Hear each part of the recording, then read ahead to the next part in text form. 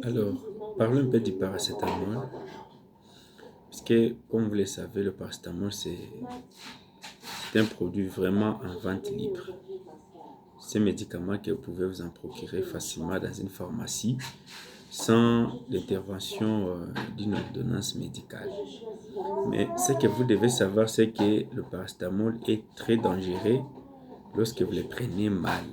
Ok? Alors, c'est comme cela que dans cette vidéo, vous allez d'ailleurs découvrir le mécanisme par lequel le paracétamol peut devenir dangereux pour vous. Alors, quand vous prenez le paracétamol, qu'est-ce qui arrive dans l'organisme? Le paracétamol va arriver au niveau du foie, après absorption. Alors, à ce niveau-là, nous avons trois voies principales. Ok? Nous avons en fait trois voies par lesquelles le paracétamol sera métabolisé et puis éliminé. Donc, parmi ces trois voies, nous avons donc deux voies principales. Okay? En l'occurrence, la voie de glycyrrhonidation. Alors, par cette voie-là, il y aura une partie du paracétamol qui va se conjuguer avec l'acide glycyrrhonique. Et on va produire alors un métabolite qui est non toxique. Après, il y aura une élimination urinaire. La deuxième voie, c'est la voie de sulfatation. Alors, par cette voie, le paracétamol, une autre partie du paracétamol sera conjuguée avec les sulfates et on va produire un métabolite non toxique. Par conséquent, il y aura une élimination, ce qui est vraiment intéressant. Alors, la troisième voie, c'est l'oxydation par le cytochrome P450. Ça, c'est une troisième voie, une troisième option. Là, d'ailleurs, c'est une petite quantité, une petite concentration du paracétamol qui passe par cette voie-là.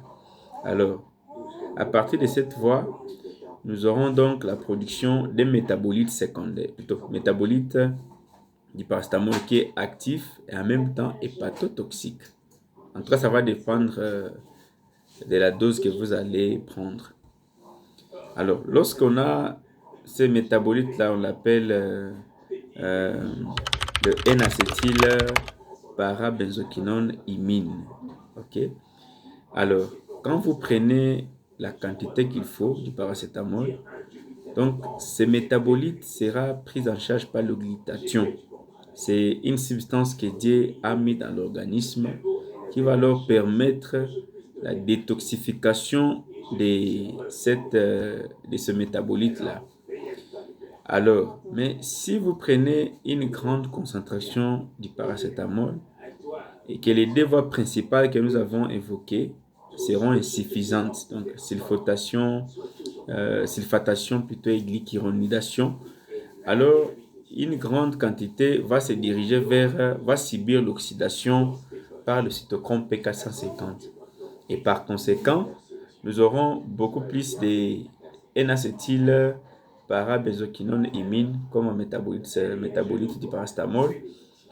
Cette quantité, en tout cas, ce métabolite va augmenter et ça va entraîner la chute de la quantité de glutathion. Et c'est comme cela que le métabolite du paracétamol va se lier sur les tissus, les cellules hépatiques. Et puis ça peut entraîner alors la nécrose hépatique.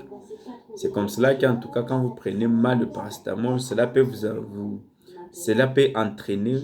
entraîner à développer une insuffisance hépatique aiguë sévère. En tout cas, faites très attention quand vous prenez le paracétamol. Ne surdosez pas surtout. Voilà. Alors, on se limite là, mais prochainement, nous allons alors parler de la prise en charge ou du mécanisme de détoxification du paracétamol lorsque vous êtes intoxiqué. Vous êtes intoxiqué par le paracétamol. Voilà.